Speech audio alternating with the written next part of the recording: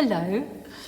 I wonder if, like me, you sometimes upset someone and have to say sorry.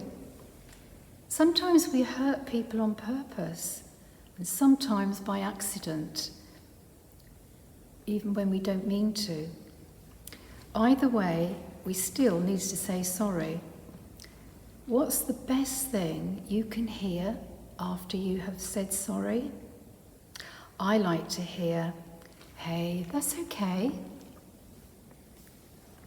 So, let's open the book and listen to the story of the unforgiving servant. Peter asked Jesus a question. If somebody hurts me and then says, "I'm really sorry," how many times should I forgive him and say, "Hey, that's okay"? Before Jesus could answer, however, Peter offered an answer of his own. He thought it would sound good. He thought it would sound big-hearted. He thought it would be the kind of thing Jesus would like to hear. "Should I forgive him 7 times?" he said. It seemed like a lot of times to Peter, but Jesus was not impressed. "No," answered Jesus, "not 7 times, but 70 times 7 times. Peter did some quick sums. That was a lot of times, a whole lot of times, more times than Peter had ever forgiven anybody. So Jesus told him a story. Once there was a king, and one of his servants owed him a lot of money. Not a little money, not lots of money, but loads and loads of money. Millions and millions more. One day the servant was brought before the king, and because he could not pay what he owed, the king commanded that the man and his family be sold as slaves. The servant fell to his knees. "Oh, I'm really sorry," he cried. "Be patient with me. Please, just give me another chance, and I promise I will pay everything back that I owe." The king looked at his servant. He felt sorry for him, and then, much to the servant's surprise, the king smiled, and he said, "Hey, that's okay." And then he called off the debt and set him free.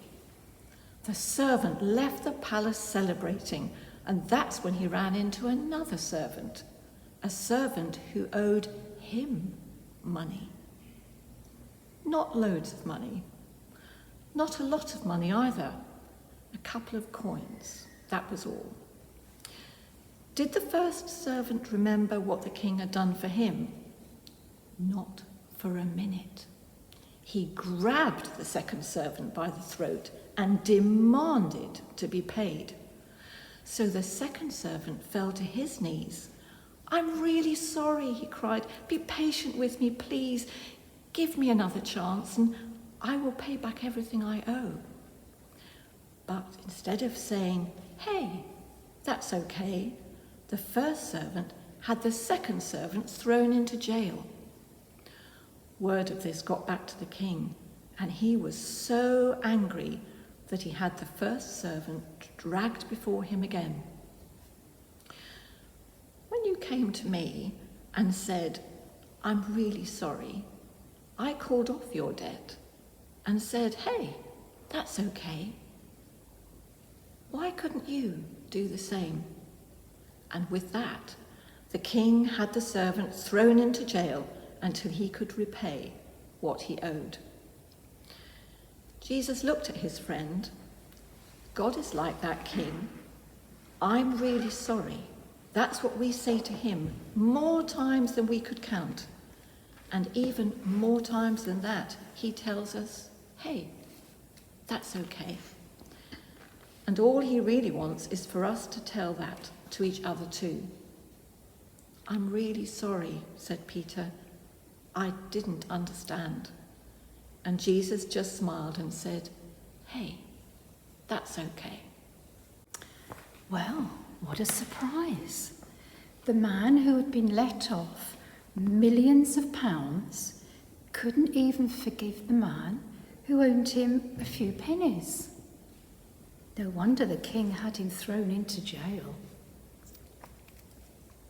Let's close our eyes for a moment. Did you notice the end of the story?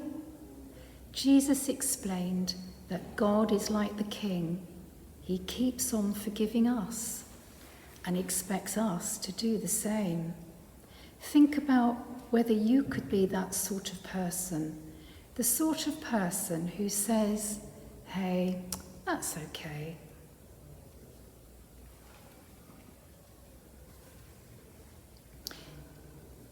Now, I'm going to say a prayer, and if you want to make it your prayer, say amen at the end after me.